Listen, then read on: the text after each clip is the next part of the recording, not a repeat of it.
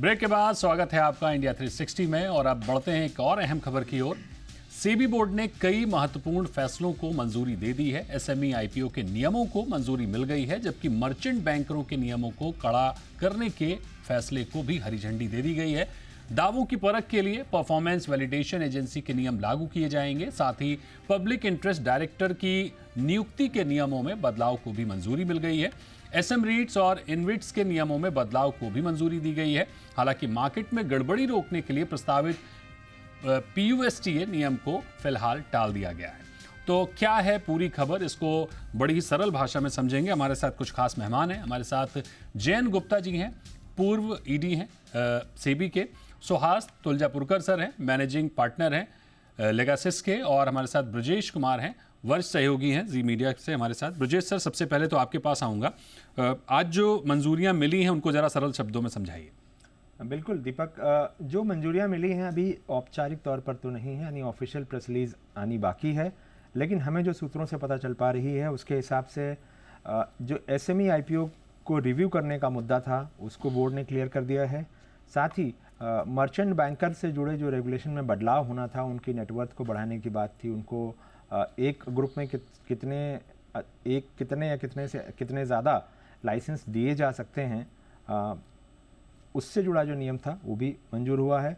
साथ ही जो लोग चाहे रिसर्च एनालिस्ट हों, इन्वेस्टमेंट एडवाइज़र हों या एल्गो वाले हों, वो दावे करते हों कि हमारा प्रोडक्ट हमारी स्कीम में सबसे ज़्यादा रिटर्न और अच्छा रिटर्न है, तो इन सारे दावों की परख करने के लिए जो परफॉर्मेंस वैलिडेशन एजेंसी का फ्रेमवर्क था उसको भी बोर्ड ने क्लियर किया है।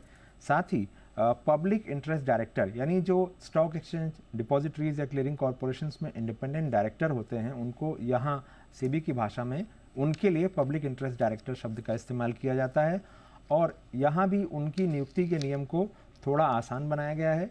साथ ही उनके लिए सिटिंग फीस के अलावा क्या और रेम्यूनरेशन दी जा सकती है, इससे जुड़े नियम को भी बोर्ड से मंजूरी मिल गई है, ऐसा सोर्सेज से जानकारी मिल रही है। हालांकि ऑफिशियल प्रेस रिलीज आना अभी बाकी है। एक जो मुद्दा था, जो बड़ा अहम मुद्दा था और जिसको लेकर बाजार में काफ़ी चिंता भी थी, चिंता इसलिए थी क्योंकि वो नियम बहुत कड़ा हो सकता था अगर बोर्ड उसको इसी स्वरूप में अगर पास कर देता। वो था पुस्टा का फुल फॉर्म ये हुआ कि prohibition of unexplained suspicious trading activities regulation. ये रेगुलेशन ऐसा था कि अगर सेबी को शक होता कि किसी ने अनपब्लिश्ड या कहेंगे कि मटेरियल नॉन पब्लिक इंफॉर्मेशन के आधार पर कोई ट्रेडिंग की है और उसने अच्छा मुनाफा कमाया है या घाटे से बचने की स्कीम बनाई है, या पंप एंड डंप किया है, इनसाइडर ट्रेडिंग किया है, या फ्रंट रनिंग किया है, या म्यूल अकाउंट का इस्तेमाल किया है, या किसी भी और तरीके से मार्केट में मैनिपुलेशन किया है, तो सेबी जो है उसको बुलाकर ये पूछ सकता था कि ये आपने कैसे क्यों किया। और अगर आदमी वो एक्सप्लेन ठीक से नहीं कर पाता तो उसके खिलाफ जांच शुरू होती सेबी की और उसके बाद आगे की कार्रवाई होती। तो ये काफ़ी कड़ा जो है नियम माना जा रहा था।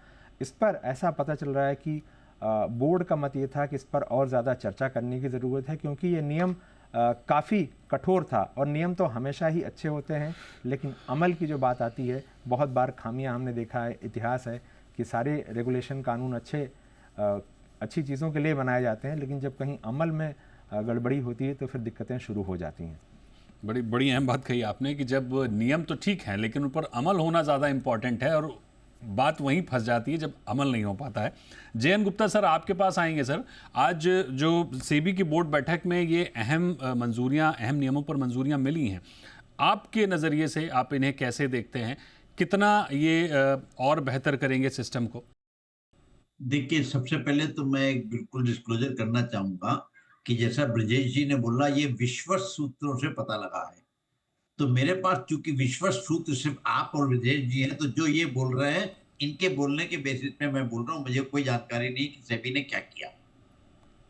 एक एक करके स्टार्ट करते हैं। जो बिल्कुल। एसएमई वाला जो में मार्केट को टाइट करने की बात है, वो एक बिल्कुल सही फैसला है, क्योंकि अल्टीमेटली आपको ये देखना है कि सेबी का रोल क्या है, कि वो जो रिस्क है मार्केट में, रिस्क को ऐसा नहीं कि जीरो कर दें, लेकिन मार्केट के रिस्क को कंट्रोल करें।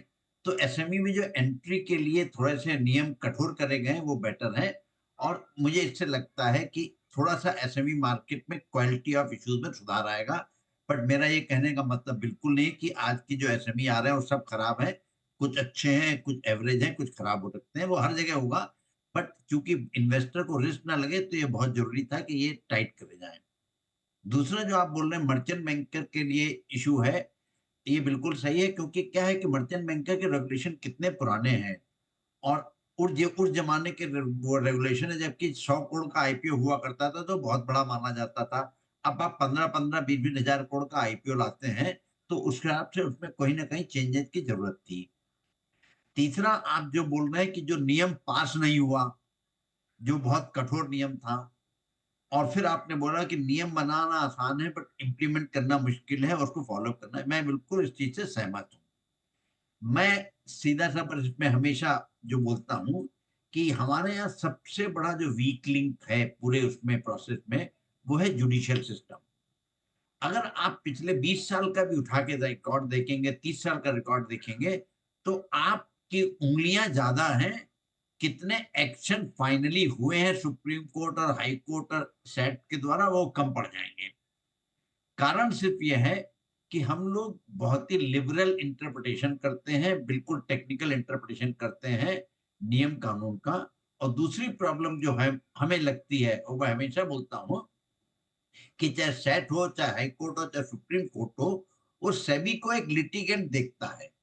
वो बोलता है सेबी एक रेगुलेटर, इतनी बड़ी ऑर्गेनाइजेशन है, वो एक गरीब आदमी के अगेंस्ट उसने केस कर दिया, उसको वो लोग करे।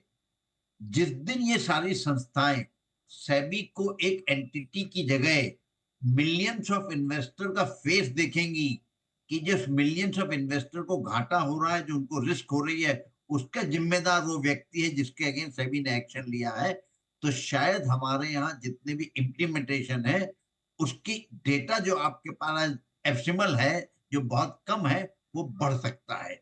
सिर्फ जरूरत यह है कि नजरिया बदलने की, कि सेबी नहीं लड़ रहा है, लड़ सेबी रहा है वो मिलियंस ऑफ इन्वेस्टर के लिए जिनको आपने नुकसान पहुंचाया। जी बिल्कुल।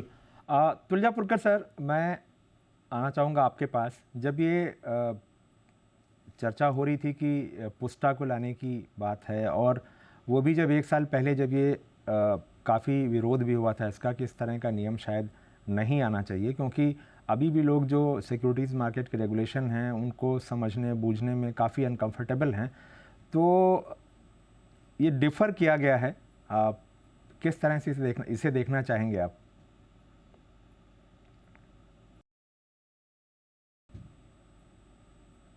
नमस्कार जी। देखो, पुस्टा रेगुलेशन डिफर किया गया है, मगर पुस्टा रेगुलेशन की अहमियत को अगर आप हम लोग जाने, तो कहीं ना कहीं तो लीगल जूरिस्प्रूडेंस की बात आती है सामने। लीगल जूरिस्प्रूडेंस के हिसाब से आप अगर देखोगे, बियॉन्ड रीजनेबल डाउट, जिसे हम कहते हैं कि उचित संदेह से परे एविडेंशियरी वैल्यू होनी चाहिए, ये ऑन द स्पॉट रेगुलेटर को हर बार ये एविडेंशियरी वैल्यू ऐसी मिलती नहीं है, या फिर ऐसे एविडेंस कलेक्ट करते करते उसका समय निकल जाता है। और जब ऑन द स्पॉट रेगुलेटर बात करता है, तब आपको ये सोचना पड़ेगा कि ये प्रीपोंडरेंस ऑफ प्रोबेबिलिटी की जो थ्योरी है, कि संभाव्यता किसकी है, ये ऐसे हुआ है, इसका लाइक्लीहुड है क्या, ये संभाव्य है क्या, और संभाव्यता की प्रधानता अगर आप देखोगे, तो इस हिसाब से preponderance of probability on the spot regulator जैसे किसी भी है वैसे मानना चाहिए, और ये होना ही चाहिए। अभी ये दोनों के बीच में कहीं तो रिबटेबल प्रिजम्पशन आता है, कि खंडनीय अनुमान की बात आती है, कि आप अनुमान से कर रहे हो कुछ चीज, और फिर आप उसका खंडन करने के लिए जो दोषित आदमी है, जो आरोपी है, उसको आप ये मौका दे रहे हो कि आप किसको किसका खंडन कीजिए। तो पिस्टा रेगुलेशन अगर देखा जाए, तो ये कहीं ना कहीं तो ये दो जूरिस्प्रूडेंस के बीच वाला मिडिल पाथ है, और इससे दिक्कत होने की मुझे कोई जरूरी लगती नहीं है, कि ये जरूरी है कि इससे कोई किसी को दिक्कत हो जाए। अगर आपका सस्पिशियस ट्रांजैक्शन है और आप आप इसका खंडन करते हो, इसका आप रिबटेबल प्रिजम्पशन देते हो, तो फिर इसका कोई आगे शो कॉज नोटिस भी नहीं आएगी या प्रोसिक्यूशन होगा नहीं। तो इस वजह से अगर पोस्टर रेगुलेशन को देखा जाए, ऑफ कोर्स आप जो कह रहे हैं, गुप्ता जी जो कह रहे हैं वो बात सही है। गुप्ता साहब तो बड़े एक्सपीरियंस है। उन्हें ये पता है कि एनफोर्समेंट की बात आती है, अमल करने की बात आती है तो ये सारी चीज़ें बैकड्रॉप पे चली जाती है क्योंकि एनफोर्समेंट सबसे इम्पोर्टेंट होता है। तो पुस्टा रेगुलेशन डिफर किया गया है बट मेरा ये मानना है कि पुस्टा रेगुलेशन आज नहीं तो कल आना चाहिए। इससे जो छोटे-छोटे इन्वेस्टर्स हैं, स्मॉल इन्वेस्टर्स को कि मटेरियल इन्फॉर्मेशन है, नॉन मटेरियल इन्फॉर्मेशन है। इसके परे जाके अगर आप देखोगे कि ये संभाव्य है और ये संभाव्यता की प्रधानता है, तो इसको खंडनीय अनुमान के तौर पे एविडेंस को देखा जाए और फिर आगे की कार्रवाई हो जाए। ये तो मेरा ये पर्सनल ऐसा मानना है कि ये poster regulations will go a long way in enforcement actions of SEBI and evidentiary value. दूसरी चीज़ जो गुप्ता साहब ने बताई गई है वो मैं उससे ज़्यादा सहमत नहीं हूँ कि इसके बारे में कि आज अगर जुडिशरी को आप अगर देखो जाएगा तो जुडिशरी के सामने जो मामला आता है उसी को बियॉन्ड रीजनेबल डाउट के तौर से वो देखेंगे एविडेंसरी वैल्यू को और फिर उसका कन्विक्शन होगा प्रोसिक्यूशन होगा उसका रिजल्ट क्या होगा ये वो बियॉन्ड रीजनेबल डाउट के आधार पे होगा। अ, बाकी 2 चीज़ें जिसके बारे में बात हुई है, जैसे कि एसएमई है, एसएमई तो अभी मैच्योर हो जाएगा। जैसा गुप्ता जी से मैं सहमत हूँ कि गुप्ता साहब ने जैसे बताया कि एसएमई का आजकल थोड़ा-सा प्रॉब्लम ये हो रहा था कि there are miscreants who were taking the entire market to ransom. There are few miscreants but few of them were creating havoc in SME. हमने देखा हुआ है कि वैल्यूएशंस किस तौर पे जा रहे थे एसएमई के और सिर्फ ट्रेडिंग बिजनेस होने के बावजूद भी आपको करोड़ों के हजारों करोड़ों के वैल्यूएशंस मिल रहे थे एसएमई को। तो ये बात सही नहीं थी, कहीं ना कहीं तो ये मार्केट को खल रही थी और इसके ऊपर जो प्रावधान बनाए गए हुए हैं समझो अगर 1 लाख से ज़्यादा करके 2 लाख या 4 लाख आज हमें पूरी प्रेस की जानकारी है नहीं कि एग्जैक्टली कैसे रेगुलेशंस आए हुए हैं मगर इसको टाइटन करने की ज़रूरत थी और वो किया गया है। मर्चेंट बैंकर के हिसाब से अगर आप देखे जाओगे तो अगर इनका स्कोप कम होते जा रहा है तो ऐसे लगता है कि जो कंसल्टेशन पेपर से मालूमात होती है कि इनका स्कोप थोड़ा कम किए जा रहा था और ये स्कोप कम करना मुझे तो उचित नहीं लगता है। इनका स्कोप वाइडन करने की ज़रूरत है क्योंकि कोई-कोई एक्टिविटीज़ ऐसी होगी कि जो अनरेगुलेटेड स्पेस में जाएगी।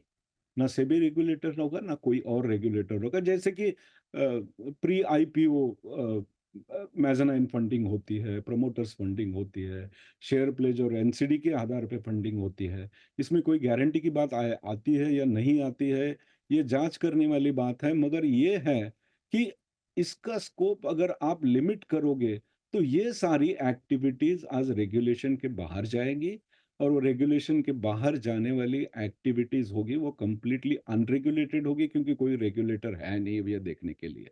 कह रहे हैं स्पेशली आप प्री आईपीओ की हर रेगुलेटर ये देख रहा है कि मेरी जो रेगुलेटेड एंटिटी है वो क्या किसी दूसरे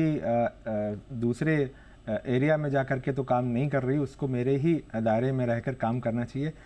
ये बात सही कर रहे हैं और ये मर्चेंट बैंकर्स को लेकर भी सेबी की जो पिछली बोर्ड मीटिंग थी उसमें भी बाकायदा इसका दायरा तय किया गया है कि वो क्या काम करेंगे और क्या नहीं करेंगे। गुप्ता सर, मैं एक बार आपके पास वापस आना चाहूँगा। सर, ये जो परफॉर्मेंस वैलिडेशन एजेंसी का जो फ्रेमवर्क था जिसकी काफ़ी लंबी तैयारी की गई थी और ये लग रहा था कि जल्दी ही इम्प्लीमेंट हो जाएगा, सितंबर बोर्ड मीटिंग में हो नहीं पाया, अब ये हो गया। इसका सर सबसे बड़ा फ़ायदा क्या देखेंगे आप निवेशकों के लिहाज से? देखिए ब्रजेश जी, मुझे इसका मैंने चूंकि पढ़ा नहीं हुआ है, मुझे देखा भी नहीं कि क्या एक्चुअली कर रहे हैं, बट सीधी सी बात है कि एक एक आम आदमी के लिए मैं क्लेम कर रहा हूं कि मैंने ये कर दिया। अब मेरे क्लेम का वैलिडेशन क्या है कि मैंने ये कर दिया, तो कहीं ना कहीं इन्वेस्टर के लिए, मार्केट पार्टिसिपेंट के लिए ये जानना बहुत जरूरी होता है कि जो मेरा क्लेम है उसमें सच्चाई क्या है। तो अगर सेबी ये कर रहा है तो मेरे हिसाब से मार्केट के बैलेंस के लिए बहुत अच्छा होगा, मार्केट में कॉन्फिडेंस बढ़ेगा। मैं एक बात का जो सुहास ने बोली, मैं उसका और उत्तर देना चाहता हूँ कि मेरा ये कहने का मतलब बिल्कुल नहीं कि जजेज अपना काम नहीं कर रहे हैं, बट मेरा कहने का मतलब सीधा सा ये है कि अगर हम जुडिशियल आउटपुट देखें, जो आउटकम हो रहा है इतने लिटिगेशन का, उससे हमको ये बिल्कुल लगता है कि इंडियन सिक्योरिटीज मार्केट सबसे स्टेबल मार्केट है, वहां पे बिल्कुल कोई गड़बड़ी नहीं है, सब कुछ अच्छा है, क्योंकि कोई पकड़ा नहीं जाता है। प्रॉब्लम वहां पे मेरी है कि कहीं ना कहीं प्रॉब्लम है अपनी एनफोर्समेंट में एंड जुडिशियल में। और जुडिशियल का मैं हमेशा से सीधा होता है, मेरे पास बहुत सिंपल सा एग्जांपल है। एक कंपनी हुआ करती थी डीएसक्यू स्क्वायर, सॉफ्टवेयर की कंपनी हुआ करती थी। उसके अगेंस्ट सेबी ने ऑर्डर पास किया कि 745 करोड़ रुपए आप वापस कीजिए इन्वेस्टर के। सैट ने वो ऑर्डर माना, लेकिन फिर उसके बाद बोला कि लिस्ट दे सेबी दिनेश डालमिया को कि किस किस का पैसा नुकसान हुआ है, तो दिनेश डालमिया उन्हीं लोगों को पैसा वापस करेगा। तो क्या हुआ, सेट ने अपने ऑर्डर से जो चोर था, जिसने चोरी करी थी, उसको कस्टोडियन बता दिया स्टोलन फंड का। एज ए रिजल्ट वो आज तक पैसा नहीं मिला है। तो मेरा यह कहना है कि कहीं ना कहीं जजेस को ये देखना पड़ेगा कि व्हाट इज द बैलेंस। अगर हमारे 10 लाख इन्वेस्टर को नुकसान हो रहा है और एक आदमी ने नुकसान पहुंचाया है, तो कहीं ना कहीं अपने को इंटरप्रिटेशन लॉ का सिर्फ लेटर में नहीं करना पड़ेगा, स्पिरिट में करना पड़ेगा। एंड दैट बिल्कुल। Is what is. बिल्कुल सर, बड़ी बड़ी अहम बात आपने कही कि बड़े स्तर पर जो निवेशक हैं उनके हितों पर ज़्यादा फोकस होना चाहिए बजाय इक्का दुक्का के। खैर, कई अहम बदलाव हैं, कई अहम नियमों में मंजूरियां मिली हैं जो आम निवेशक से लेकर पूरे सिस्टम के लिए, पूरे इकोसिस्टम के लिए बेहतर होंगे। बहुत शुक्रिया करेंगे सर आपका हमारे साथ जुड़ने के लिए, जयंत गुप्ता सर और सुहास तुलजापुरकर सर, और ब्रजेश जी आपका भी बहुत शुक्रिया हमारे साथ जुड़ने के लिए और इस पूरी खबर पर चर्चा करने के लिए।